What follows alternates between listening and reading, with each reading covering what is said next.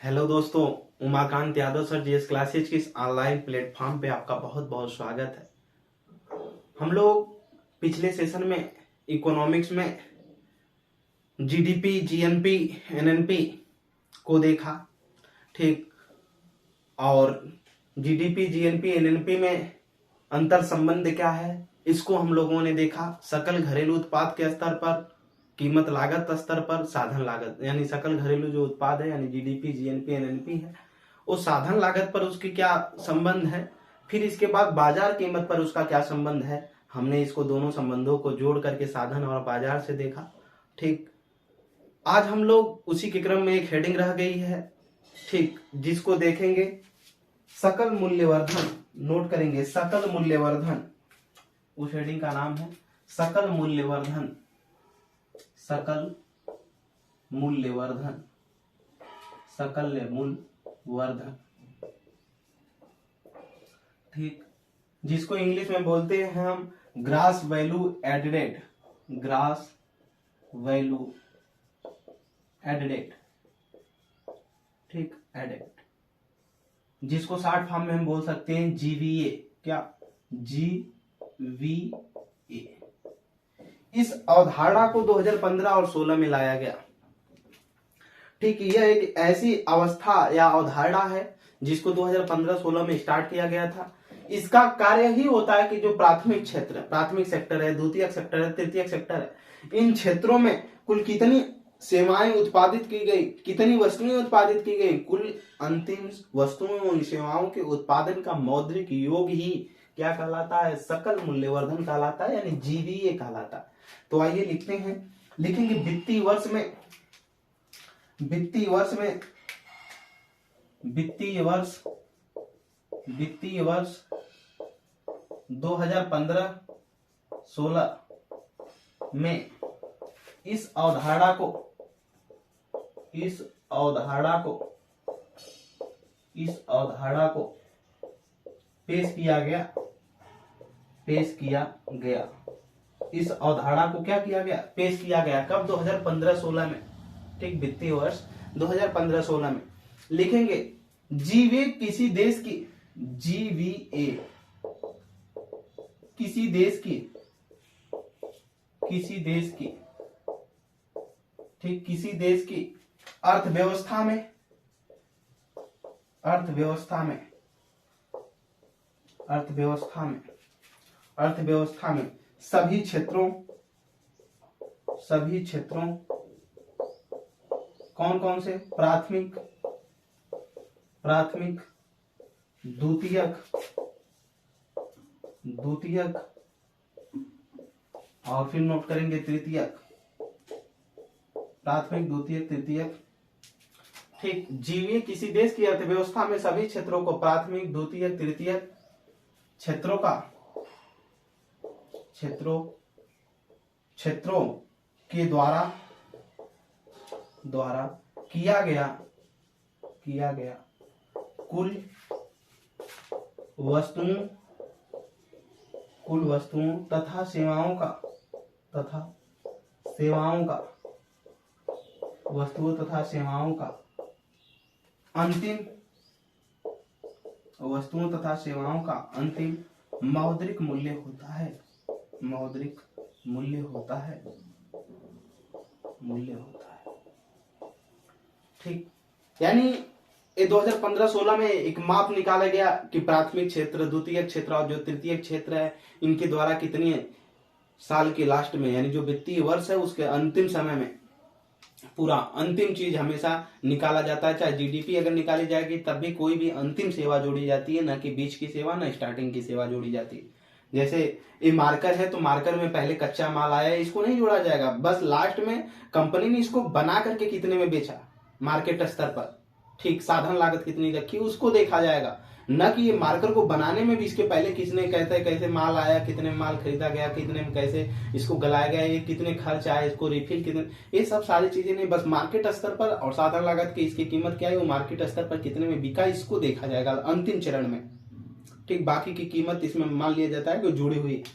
ठीक, तो किसी वर्ष में 15-16 में मान लेते हैं स्टार्ट किया गया, इस अवधारणा को पेश किया गया था। जीवी किसी देश की अर्थव्यवस्था में सभी क्षेत्रों को, प्राथमिक क्षेत्र, द्वितीय क्षेत्र और जो तृतीय क्षेत्र है, इन क्षेत्रों के द्वारा कुल कितनी वस्तुएं और सेवाएं उत्पादित की गई।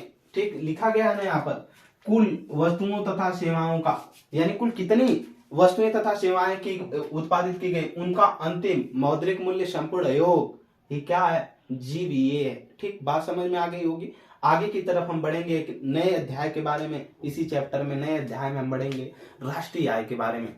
ठीक, आय, आय क्या होता है, आय का मतलब यहाँ इनकम से है। ठीक, आय और आयु दो चीज होता है। आयु, आयु एक व्यक्ति की उम्र बताती है। ठीक, उम्र और आयु में भी अंतर होता है। ठीक, और चलिए देखते हैं हम आय। आय एक इनकम होती है। ठीक, किसी भी व्यक्ति के इनकम को आय दर्शाता है। और देखेंगे हम आय क्या है। पहले देखेंगे वैयक्तिक आय। क्या, वैयक्तिक आय। वैयक्तिक आय क्या होता है, वैयक्तिक आय, वैयक्तिक आय। ठीक, वैयक्तिक आय, इसको बोलेंगे इसमें पर्सनल इनकम, इंग्लिश में पर्सनल इनकम, पर्सनल इनकम। देखेंगे पर्सनल इनकम क्या होता है, ध्यान से समझिएगा। यह वह आय है जो वास्तव में देश के नागरिकों को, प्रति नागरिकों को प्राप्त होती है। जो व्यक्तिक आय होती है, यह एक ऐसी आय है जो देश में प्रति व्यक्ति, जो प्रति नागरिक हैं, उनको प्राप्त होती है। आप नागरिक हैं देश के, आप नौकरी कर रहे हैं, आपको जो आय मिल रही है, ठीक, कोई भी प्राइवेट जॉब है या सरकारी जॉब है, जो आपकी आय हुई वही आपकी क्या है, व्यक्तिक आय है, पर्सनल इनकम है। ठीक, तो लिखेंगे यह वह आय है जो, यह वह आय है जो, यह वह आय है जो, यह वह आय है जो किसी देश के, जो देश के नागरिकों को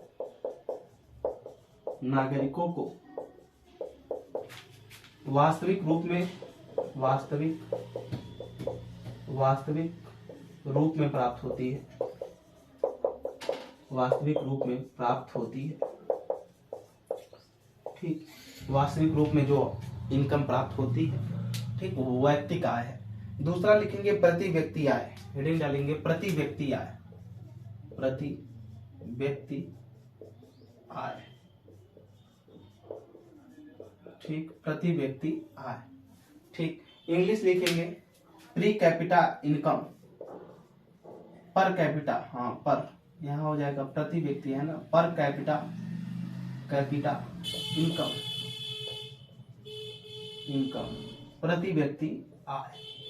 इंग्लिश में इसको बोलेंगे पर कैपिटा इनकम। देखेंगे किसी देश में प्रति व्यक्ति के द्वारा अर्जित की जाने वाली जो आय होती है, किसी देश में प्रति व्यक्ति द्वारा जो अर्जित की जाने वाली आय, औसत आय होती है, उसी को हम प्रति व्यक्ति आय कहते हैं। क्या, नोट करके तब समझेंगे इसको, नोट करिएगा।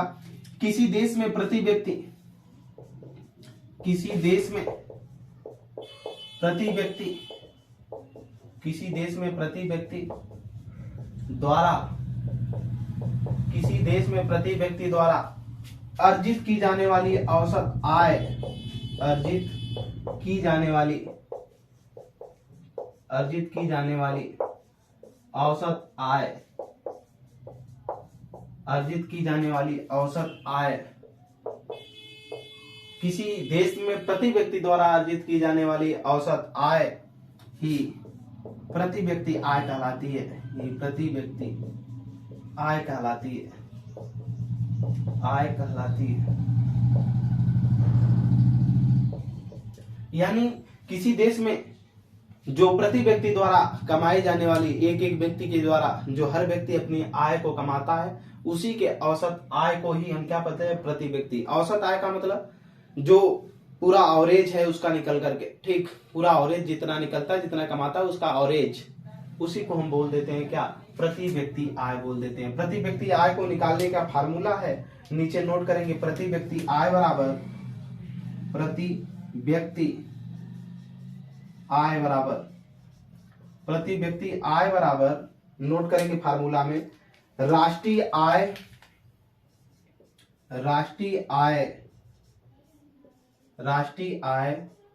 ठीक, टोटल राष्ट्रीय आय, नेशनल इनकम क्या होता है अभी हम लोग पढ़ेंगे इसको भी, राष्ट्रीय आय के बारे में आगे, ठीक, राष्ट्रीय आय बटे कुल जनसंख्या,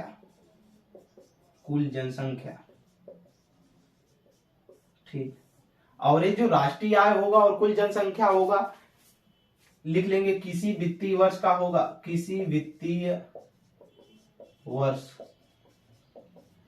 का होगा, ठीक, ये भी ठीक, यानी जिस वर्ष का हम राष्ट्रीय आय लेंगे उसी वर्ष की जनसंख्या कितनी रही है उस वित्तीय वर्ष के दौरान, उस जनसंख्या से अगर किसी भी हम पूरे राष्ट्र की जो आय निकल कर आती है, उसी पूरे राष्ट्र के आय में भारत की राष्ट्र जो जनसंख्या है उस वित्तीय वर्ष में रही है। जैसे अगर हम वर्तमान समय में देखें तो अगर भारत की जो वित्तीय आय अगर 2021 और 22 के इसकी बात की जाए, भारत की जो राष्ट्रीय आय है, तो 2021 और 22 के वित्तीय वर्ष में जो कुल जनसंख्या का योग रहेगा उसी से हम भाग दे देंगे तो हमें प्रति व्यक्ति आय निकल जाएगा। प्रति व्यक्ति का मतलब एक एक व्यक्ति के, जहां पूरे राष्ट्र की आय है और उस राष्ट्र की पूरी जनसंख्या से अगर उसमें हम भाग दे देंगे तो हमें प्राप्त हो जाएगा कि उसमें क्या एक व्यक्ति की आय कितना है, प्रति व्यक्ति आय। अब व्यक्ति का जो होता है ये स्वयं का जो द्वारा इनकम कमाया गया है, ये लिखा गया वह आय जो देश के नागरिकों को वास्तविक रूप में प्राप्त होता है, ठीक। चलिए, वो वास्तविक है, जो आप काम किए उसका पैसा मिला वो वास्तविक आय है आपकी, लेकिन प्रति व्यक्ति आय ये वास्तविक नहीं है, बस एक निकाला जाता है कि औसत रूप। अब यहाँ पर राष्ट्रीय आय के हिसाब से जनसंख्या से भाग दे देंगे तो जो स्थिति आई रहेगी, जितना मान आया रहेगा, हम मान सकते हैं कि प्रति व्यक्ति आय इतना हो सकती है, इतना हो सकती है। यानी राष्ट्र की जनसंख्या अगर हम मान लेते हैं कि पूरी राष्ट्रीय आय मान लिए, ठीक, 56 लाख करोड़, 56 लाख करोड़ आया, ठीक, और इसमें हम मान लिए 7 करोड़ जनसंख्या, ठीक, एक मानक मान रहे हैं, एक मानक है 7 करोड़ जनसंख्या है, तो इससे हम जब भाग देंगे तो कितना आ जाएगा, 7 वाटे 56 हो जाएगा 8 लाख करोड़, ठीक, 8 लाख करोड़, लेकिन इससे बहुत कम ही आएगा, इतना नहीं आएगा, ठीक। तो एक मानक है और एक मानक के हिसाब से अगर देखा जाएगा तो इतना राष्ट्रीय आय 56 लाख करोड़ रुपया मामूली बात नहीं है, उससे कम ही होगा, ठीक। तो 7 करोड़ अगर इस तरह से आता है तो एक मानक के रूप में जो आएगा वो प्रति व्यक्ति आय मान लिया जाएगा, ठीक। आगे की तरफ देखेंगे हम, अगर राष्ट्रीय आय यहां पर नहीं दिया है, ठीक, तो क्या करेंगे, तो अगर कहता है जीडीपी निकालिए तो लिखेंगे प्रति व्यक्ति सकल घरेलू उत्पाद, प्रति व्यक्ति सकल घरेलू उत्पाद, ठीक, प्रति व्यक्ति सकल घरेलू उत्पाद, प्रति व्यक्ति क्या, प्रति व्यक्ति सकल घरेलू उत्पाद जीडीपी का राय निकालने के लिए अगर एक व्यक्ति की जीडीपी प्रति व्यक्ति, तो इसमें हम क्या करेंगे, जो जीडीपी होगा मार्केट स्तर पर, ठीक, बाजार स्तर पर क्या सकल घरेलू उत्पाद है, हिंदी में आप लिखेंगे बाजार स्तर पर सकल घरेलू उत्पाद, बाजार स्तर पर सकल घरेलू उत्पाद, नोट करेंगे बाजार स्तर पर सकल घरेलू उत्पाद, ठीक। अब बाजार स्तर पर जो सकल घरेलू उत्पाद है इसमें हम अगर कुल जनसंख्या से भाग दे देंगे, क्या कुल जनसंख्या से भाग दे देंगे, तो जब कुल जनसंख्या से भाग देंगे तो जो हमें प्राप्त होगा वो प्रति व्यक्ति में क्या सकल घरेलू उत्पाद प्राप्त हो जाएगा। यानी जीडीपी जब मार्केट स्तर पर जो निकली सकल घरेलू उत्पाद, यानी अपने देश के घरेलू सीमा के अंदर जो जीडीपी आई है, संपूर्ण वस्तुओं और सेवाओं का जो योग आया है, उसी के स्तर पर बाजार स्तर का जो योग आया है, उसमें हम अगर देश की कुल जनसंख्या से भाग दे देंगे तो हमें एक व्यक्ति के क्या प्राप्त हो जाएगी, जीडीपी प्राप्त हो जाएगी कि एक व्यक्ति की जीडीपी कितनी है, यानी सकल घरेलू में उसका उत्पादन, उसका योग क्या है, ठीक, उसका योगदान क्या है। आगे की तरफ देखेंगे राष्ट्रीय आय, ठीक, राष्ट्रीय आय को हमने पहले भी देख लिया कि किसी भी देश को अगर शुरुआती दौर में ही हमने देखा था कि राष्ट्रीय आय क्या होती है, किसी भी देश के अंदर एक वित्तीय वर्ष के दौरान जो वस्तुएं और सेवाओं का योग होता है, ठीक, उत्पादन का जो योग होता है, उसी के जो मौद्रिक मूल्य होते हैं यानी संपूर्ण योग को ही हम क्या बोलते हैं, राष्ट्रीय आय बोलते हैं। ठीक, राष्ट्रीय आय, हेडिंग डालेंगे राष्ट्रीय आय। और किसी भी देश की राष्ट्रीय आय अगर हम पता चल जाए तो हम उसके आकार और स्थिति के बारे में क्या जान सकते हैं। राष्ट्रीय आय, नेशनल इनकम, इसको इंग्लिश में बोलेंगे national income, national income, national income. ठीक, राष्ट्रीय आय किसी भी अर्थव्यवस्था में किसी भी निश्चित समय में यानी एक वित्तीय वर्ष के दौरान, ठीक, जो भी वस्तुएं और सेवाओं के कुल उत्पादन हुए हैं उनके मौद्रिक मूल्य को, या जो साधन लागत आई है उसके मौद्रिक मूल्य को, या साधनों के द्वारा जो वस्तुएं उत्पादन की गई उसके व्यय में जो खर्च आया, इस संपूर्ण के योग को ही हम राष्ट्रीय आय नाम देते हैं। ठीक, चलिए लिखिएगा, किसी भी अर्थव्यवस्था में, किसी भी अर्थव्यवस्था में, किसी भी अर्थव्यवस्था में, किसी भी अर्थव्यवस्था में एक निश्चित समय में, एक निश्चित समय में, किसी भी अर्थव्यवस्था में एक निश्चित समय में किसी में उत्पादित कुल वस्तुओं तथा सेवाओं के, वस्तुओं तथा सेवाओं के मौद्रिक मूल्य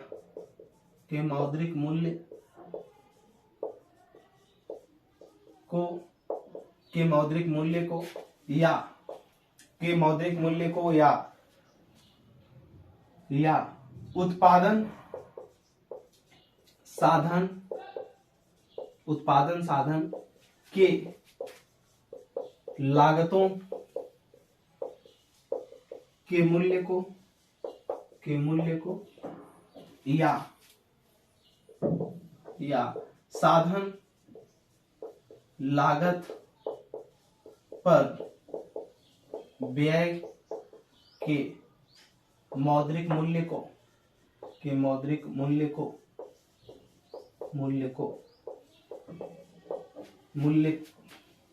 के योग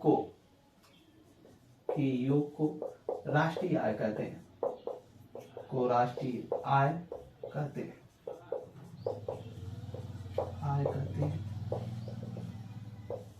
ठीक, नोट करेंगे और इसको समझने की कोशिश करेंगे। किसी भी अर्थव्यवस्था में एक निश्चित समय में, कह रहा है किसी भी अर्थव्यवस्था में, ठीक, एक निश्चित समय में यानी निश्चित समय उसकी निर्धारण रहेगी, उत्पादित कुल वस्तुओं का तथा सेवाओं के मौद्रिक मूल्य का, या फिर यहाँ कह रहा है या जो कुल अंतिम वस्तुएं तथा सेवाएं उत्पादित हुई अंतिम तौर पर उसके योग को, या उत्पादन साधन है कि लागतों के मूल्य के योग मूल्यों को, ठीक, या तो हम उस देश के अंदर जो वस्तुएं और जो सेवाएं निर्मित हुई उसको जोड़ेंगे, या उस देश में जो सेवाएं और वस्तुएं उत्पादन करने वाले साधन हैं उनमें जो लागत आई है उसके योग को, या उनके द्वारा जो उस पे व्यय किया गया है, यानी किसी भी, जैसे मार्कर है, मार्कर को बनाने में जो कंपनी इसको बनाई जितना व्यय की उसी को अगर जोड़ लेंगे तो हम कंपनी की क्या हो जाएगी यार। और उसको जब देश स्तर पर जोड़ा जाएगा तो पूरे देश के अंदर जितनी भी वस्तुएं सेवाएं इसी तरह जितनी भी बनाए गए सब कुछ बनाया गया उसको अगर जोड़ लेंगे तो वही उसकी राष्ट्रीय आय है। ठीक, तो वही कह रहा है साधन लागत पर व्यय के मौद्रिक मूल्य के योग को ही क्या कहते हैं, राष्ट्रीय आय कहते हैं। राष्ट्रीय आय मापने की 3 विधियां हैं। ठीक, नीचे नोट करेंगे, राष्ट्रीय आय मापने की 3 विधियां हैं। 3 विधियां हैं और हमको इन 3 विधियों के बारे में पढ़ना है। पहला लिखेंगे उत्पादन विधि। क्या उत्पादन विधि, उत्पादन स्तर पर देखा जाता है कि कैसे कैसे क्या क्या उत्पादन हुआ, इस स्तर पर इसको किया जाता है। दूसरा लिखेंगे आय विधि। आय विधि, ये आय स्तर पर इसका आकलन किया जाता है कि किसी व्यक्ति की आय कितना है तो उसका क्या कैसे सब कुछ संपूर्ण देखेंगे हम लोग। फिर तीसरा व्यय विधि। व्यय विधि, ठीक। और आसानी से एक एक करके हम लोग अगली क्लासों में उत्पादन विधि क्या है, आय विधि क्या है, व्यय विधि क्या है, यानी उत्पादन विधि से जब हम राष्ट्रीय आय के आकलन करेंगे तो किन किन चीजों को जोड़ा जाएगा, किन किन चीजों को, जैसे उसमें जो सरकार द्वारा बेरोजगारी भत्ता दिया रहा है, जो पेंशन दिया जा रहा है, ठीक, इन चीजों को, जो किसी सहायता के जैसे छात्रवृत्ति दी जा रही है, ये उस व्यक्ति की आय, इसको राष्ट्रीय आय में नहीं सम्मिलित किया जाएगा। नहीं, ये तो बस अनुदान दिया जा रहा है, तो इन सारी चीजों को नहीं सम्मिलित किया जाएगा। और क्या क्या उसमें सावधानियां बरतनी है, इन चीजों को देखा जाएगा। उसी प्रकार आय विधि को जब हम पढ़ेंगे तो क्या क्या सावधानियां बरतनी होगी इसको निकालने के लिए, कितने तरीके से इसको निकाला जा सकता है, ठीक। व्यय विधि को, तो इन सारी चीजों को अगली क्लासों में हम देखेंगे। ज्यादा से ज्यादा हमारे चैनल को अन्य लोगों तक शेयर करें ताकि आसान भाषा में सबसे पहले इकोनॉमी पढ़ सकें, ठीक। और ज्यादा से ज्यादा लोगों तक इसको फॉरवर्ड करें। Umakant Yadav sir GS classes में जुड़ने के लिए आपका बहुत बहुत धन्यवाद। और बुक लेकर के प्रैक्टिस करते रहें और पढ़ते भी रहें, ठीक। धन्यवाद।